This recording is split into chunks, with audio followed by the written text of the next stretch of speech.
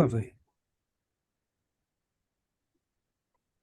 How are you doing today, Chris? So far, so good. It's early yet. All Anything right. could happen. Okay. So are you set, all set, ready, set, go for the interview? What could go wrong, really? Of course, it's a conversation any which ways. Let me just turn my Slack off here so it doesn't alert me in the middle of this. Pause notifications, done, and done. Bam, here we are. All right. Thank you. All right. Thank you for taking the time today, Chris, for this podcast. And I'm very excited to have you on our podcast. I heard that you are running a parallel podcast about branding and everything. So I went through your LinkedIn profile. Fantastic. So tell me more about it. What are you doing with the podcast? So we Wordbirds is a birds of a feather conversation amongst people who care about words. So we're talking to people involved in the content creation process. That could be writers, editors, content strategists, C-level executives in the marketing and content organizations, talking about how they're faced with challenges on a day-to-day basis and how they're confronting those challenges. We talk about the most successful campaigns that they've run, the least successful campaigns, where they've learned. And we usually end with a PSOTD, or provocative statement of the day, which is a statement designed to hopefully create a fight, so that the guests and I can argue it out and see who wins. Oh, interesting. All right. So we'll just dig into the interview and just start with that. Hello, everyone. Welcome to Tuesdays with Trailblazers by Martech. Today, we have Chris Willis, Chief Marketing Officer of Acrolinx, the content governance solution. Welcome, Christopher. Thank you very much for having me. All right. Let's begin with your journey before exploring your role as CMO of Acrolinx. You have an extensive experience and achievements in technology sector. Can you tell us more about these pivotal experiences that you got to where you are today? I mean, you must have done something very right. Well, I mean, it certainly wasn't college. So I graduated with a theater degree and a minor in philosophy. So I can think that I can act, or act like I can think. But it didn't really put me in a great pathway to jump into technology. I ended up getting an opportunity to work at a company called Cambridge Technology Group, which was an executive education company that also served as a company incubator. And we rolled out a number of companies while I was there. I mean, in the dozens of companies, and one of them was a joint venture with KPMG, and that took me overseas. Working at KPMG in the Netherlands, came back, built a services organization with some friends, saw that turn into a product organization. And at some point in 2004, the room spun and we all popped into corners, and my corner was marketing. And so it wasn't a lifelong goal to be in marketing. It wasn't my past experience. It was just where I landed. And we ended up launching that product for $1,000 investment.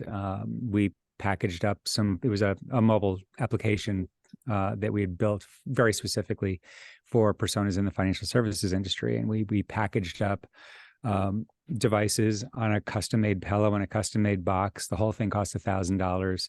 We knew who our persona was. We know exactly who we were going after, how to get to them. And we put those boxes on their desks, 10 boxes, 10 people.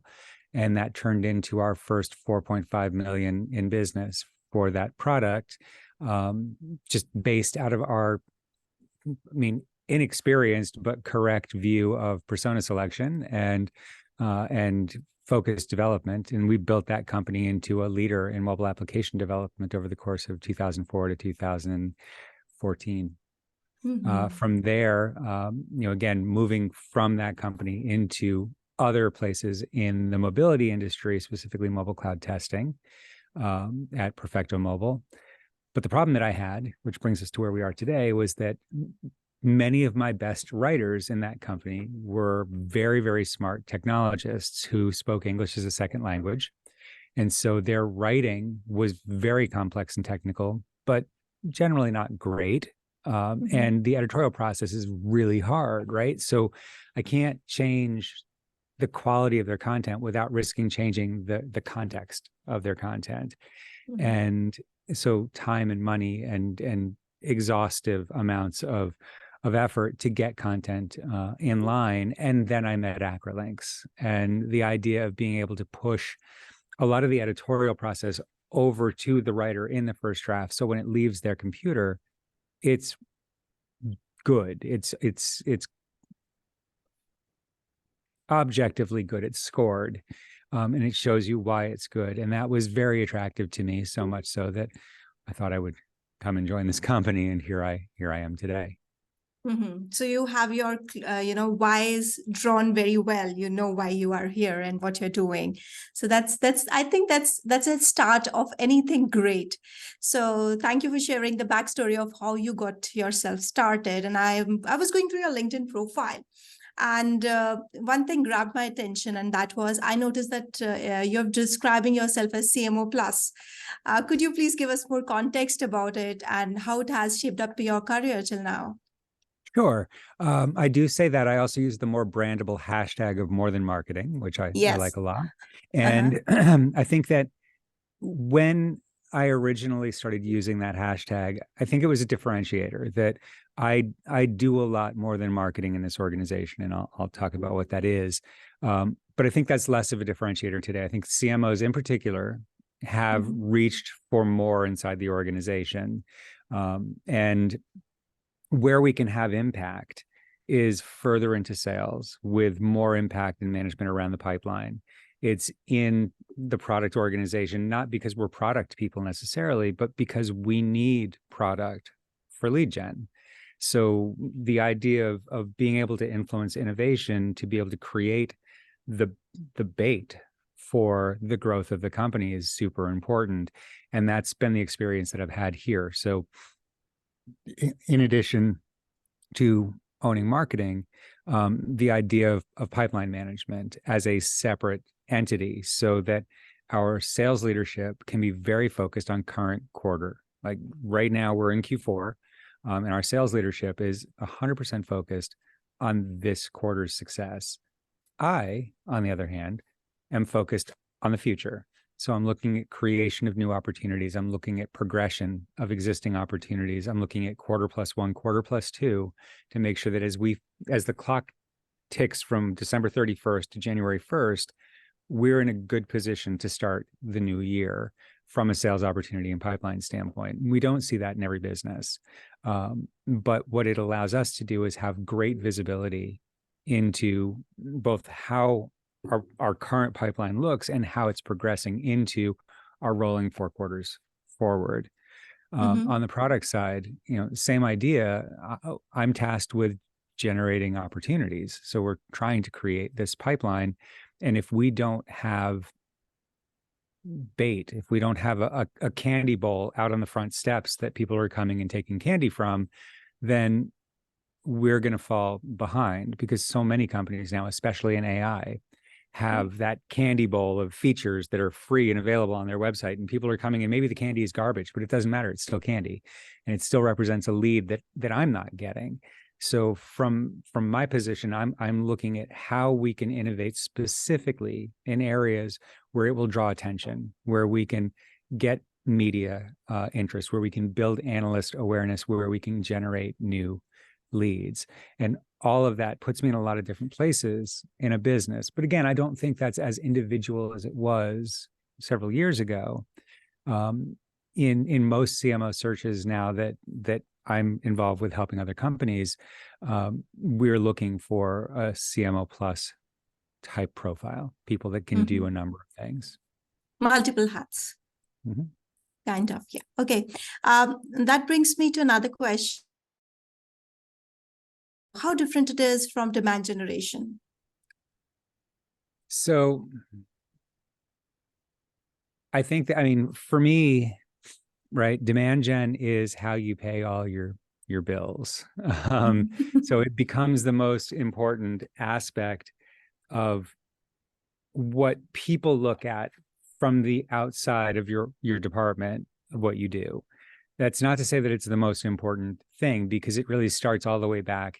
Marketing in general starts all the way back in product strategy and into product marketing, the creation of all of the content that becomes the language of the organization. But the execution arm in marketing is demand gen. It's field marketing, it's digital, it's traditional demand.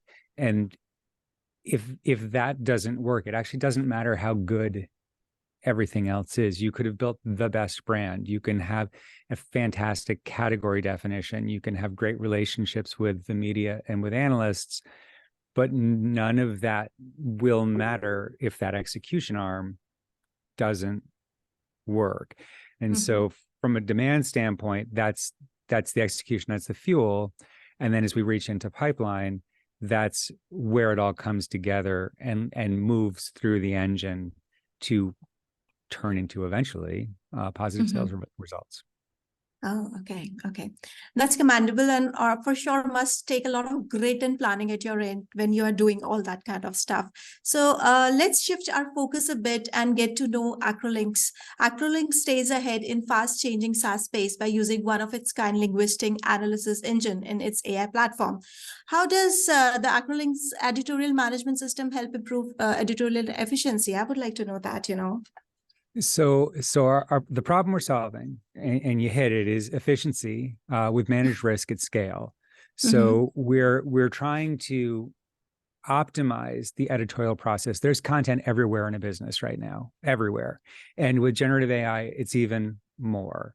So the idea that, cool, we can create a lot of content. Well, but whether it's coming from people or if it's coming from computers, it still needs to go through at the enterprise level a rigorous review process. So the fact that now you can create 10 times the amount of content using AI is wonderful.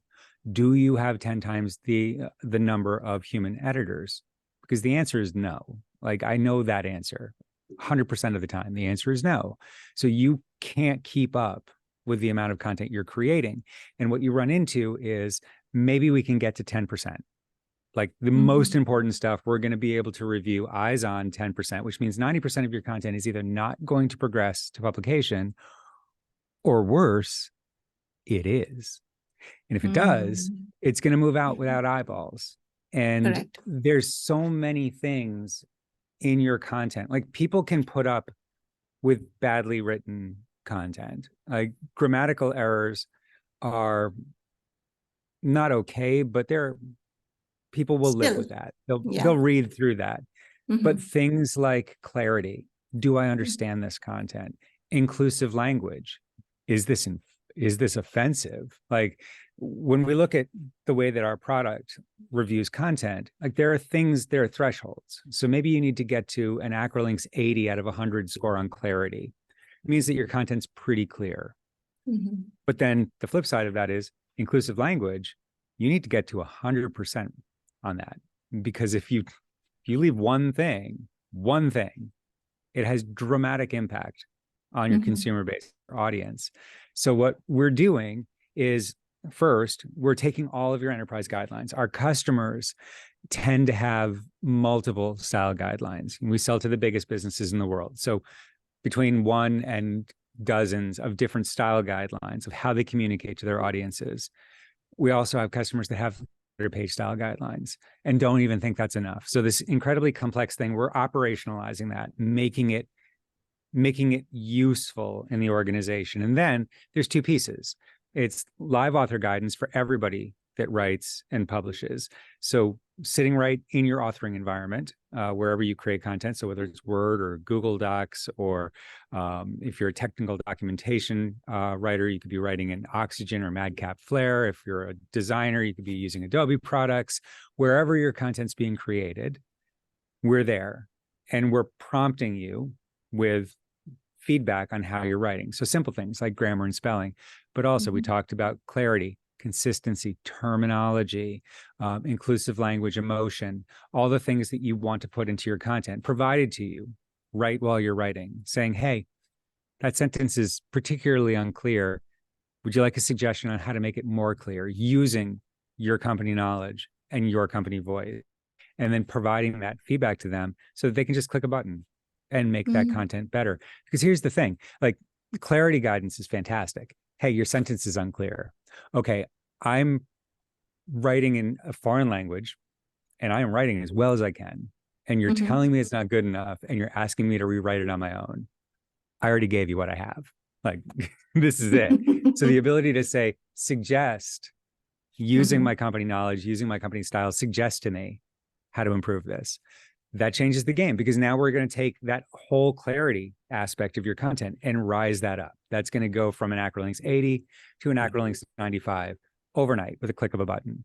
Then, I mean, that's fantastic for people that are actively writing or for new content, but not all content is new and not all people use Acrolinx. So the next piece of it is automated content governance, reaching into repositories wherever content lives to ensure that that content aligns with those guidelines that we've operationalized and built into the product. From there, the idea of advanced analytics that show not only the way that content is created, but the post-publication performance of that content. So you can say, based on how we built it and how it's performing, this is how we progress our guidelines so that we can get closer and closer to what's going to help us as a business the most. What content resonates with our audiences, what's getting the expected result, and how do we increase the impact? That's predictive analytics. Yeah, you're predicting it in advance. Yes, correct. Exactly. And all of that built on top of enterprise-grade, secure, and safe LLM model using Azure AI, so that we're not training public systems, we're not feeding information out into the public domain. None of the information inside the enterprise is leaking, and we're future-proofed. So we're able to move with the product set as new models come out. If they are better, more secure, our customers can experience the best that's available to them without vendor lock-in. So when you started developing this product, could you walk me through how you approach product development at that time? Any things in your mind which were specific of developing something? Any challenges you faced at that time? So this product is a little over 20 years old. It was born in a artificial intelligence lab in Germany called DFKI. And built by linguists and scientists to solve a very specific problem of identifying language and making guidance corrections to that language. Over the course of the last 20 years, the company has added hundreds of Forbes 2000 customers. And so the challenge that we have is our own success, right? So we have all of these customers that use the product that have very specific needs. And for us as a business, at the size that we are, that creates a development challenge. It's difficult to keep up with individual needs of hundreds of customers while continuing to innovate. So in the last year, we've brought on a head of product strategy. We've built out our product organization, put in a VP of product management. We have an SVP of engineering, and that team has built out new methods of developing software that allow them to innovate, allow them to identify the things that we should be doing, shouldn't be doing, and how we can drive the product forward. And over the course of the last 7 months, that's been our primary focus in the back end of the company, is how do we build a new process? And then let's drop something into that new process and see how it runs. And that's the latest release of our product, which is where we've added the foundational aspects of generative AI to improve the editorial process. Okay. Maintaining a competitive advantage with product like Acrolinx must require a lot of innovation and constant optimization. How do you stay ahead with the marketing trends and any new tech trends and identify new opportunities? How do you do that? Listening to our customers. I mean, we're out in front from a scientific and technical standpoint, but our customers are trying to push us as quickly as they can. They have huge requirements. They're building content at scale.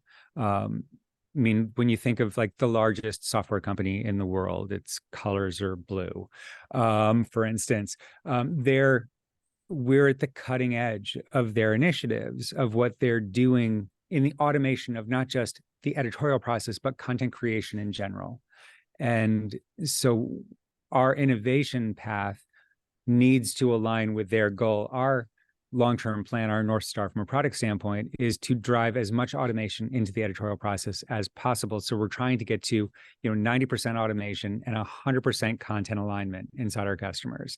And that's the pathway that our product is going. And that's also the pathway that our customers are trying to follow. That's the journey that they're on. And we're doing it in our little space, but they're doing it in their creation area as well. And that's helping us to see where we need to be in 2024 and 2025 to be able to continue to support them.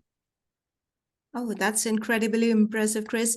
With that, we're almost at the end of today's session. One last question I have. You have an interesting background in theater direction. Our audience would be fascinated to learn more about it. Tell us more about it. What do you do?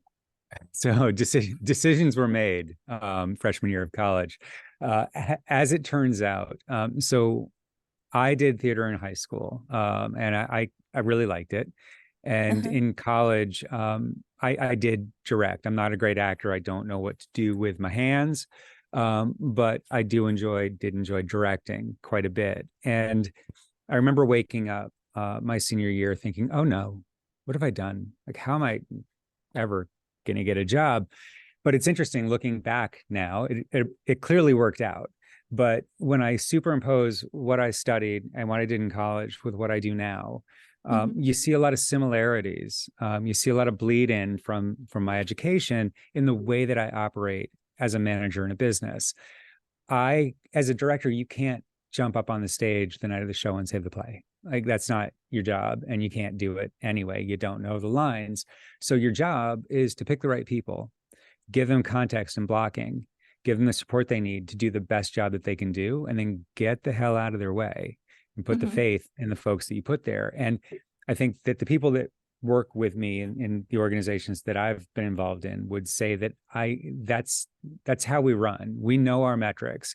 My demand team, for instance, knows their cost per lead, their cost per meeting, and their cost per opportunity. And what they do to be able to build those things is really up to them. I don't need input. An example would be at our last company, when I was at Perfecto, my team wanted to rent a sign truck and a dozen Volkswagen Bugs and tie up traffic in San Francisco for 3 days during a conference. I can't even be in that meeting. That makes me uncomfortable. Like, I feel like that's crazy. But again, they know their cost per lead, they know their cost per meeting, and they know how much this is going to cost. They can build their own ROI model. And if they think that that's going to get them to their goal, who am I to stop them? So I said, fantastic, do the thing. Don't invite me to your meetings. And next thing you know, they flew me to San Francisco and put me in a rented Volkswagen and had me drive around in one of the cars. And it was as crazy and uncomfortable as I expected it to be. But that's a thing that I gained from my education is I don't want to stop you from doing the great things as long as the great things get the results that you're expecting. And that's allowed me to, I think, hire the best people, maintain the best people. I have people that have followed me from other jobs. I have people that have stayed here for the entire run. I think that's speaking for what I got out of my theater degree. Makes me feel better about the money I spent. Correct. All right. That is direction in corporate world, right? So, Exactly. yeah, Chris, I had a great time speaking with you today and hosting you on Tuesdays with Trailblazers. It was a short conversation. We'd like to have you another time as well. Thank you so much for taking the time to share your phenomenal journey and remarkable insights with us today. And look forward to hosting you again. Thank you very much. I'd love to. Yeah, thank you. And Chris, I'll be sending you a LinkedIn invite and we'll be amplifying your voice with a lot of post, podcast editing. And yeah, let's stay connected. Awesome.